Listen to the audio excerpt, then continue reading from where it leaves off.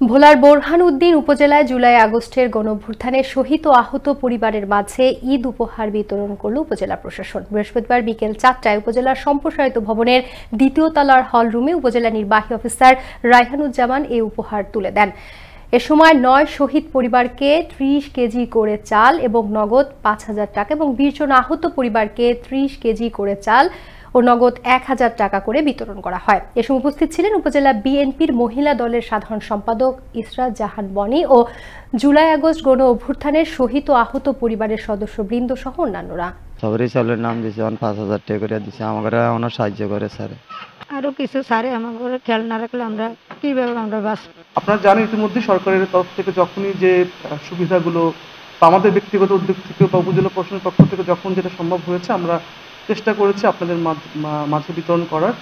আমরা ভবিষ্যতে এই ধরনের ধারাবাহিকতা অব্যাহত রাখবো।